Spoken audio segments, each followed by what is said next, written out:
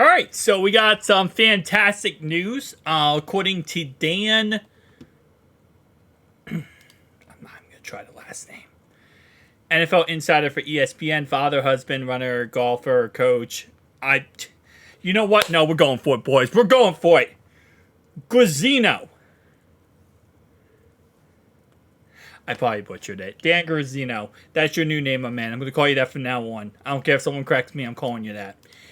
Bengals defensive end Sam Hubbard left practice with Sunday with a knee injury. We talked about this earlier.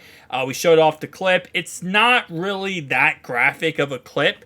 It's actually, I'll just pull it up real fast. It's really not that bad of a clip, but it's definitely one of those situations where it's like, it sucks that he got hurt, and you never want to see that in training camp. Because you always, I feel like as people, our minds always go to the worst. Where is the clip? Here it is.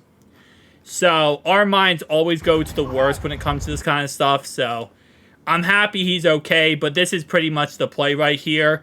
It's a pass to left-hand side to T. Higgins, and you can see he kind of comes up gimping a little bit, like, kind of doesn't look like he's okay. There's some problems. He walks off the field with a trainer, ends up then having to get a cart to come out to pick him up, and he goes to the locker room to get checked out. Well, according to Dan here, he had an MRI tonight. Sources say the test results were good and Hubbard should be okay. So it is a knee injury then. So we confirmed it is now a knee injury. It looked like at first that this was in fact not a knee injury and this was just like an ankle thing because he was kind of limping. But I guess, it could all be the same thing. I mean, at the end of the day, one of his legs is not 100%. So, again, like I said, it's going to end up being a knee injury. We don't know the severity of it. We don't know as much information, as obviously the Bengals and the doctors know. We just know that the test results are good, and Hubbard should be good. So, as long as there's no setbacks, problems, external issues, 100% he should be good.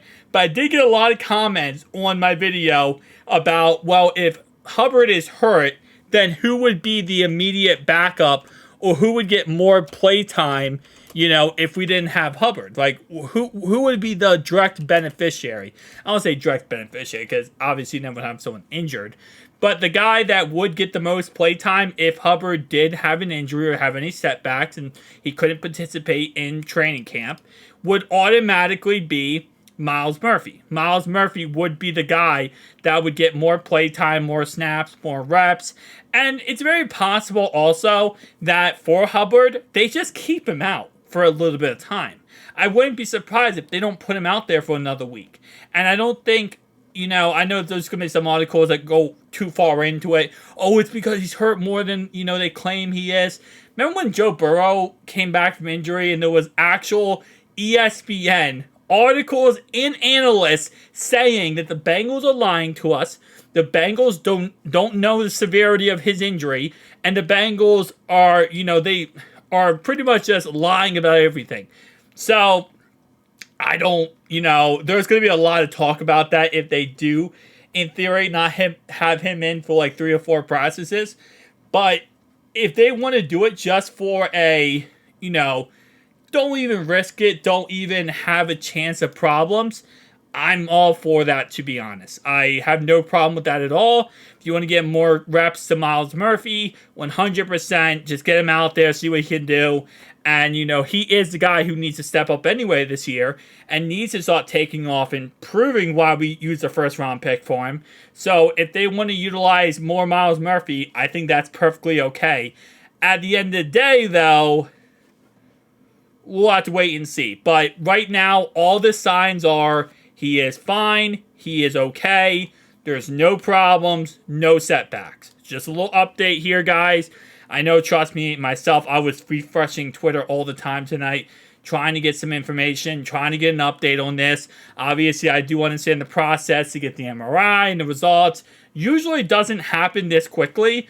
Usually they would get an MRI Monday morning, and we won't get results until a couple of days.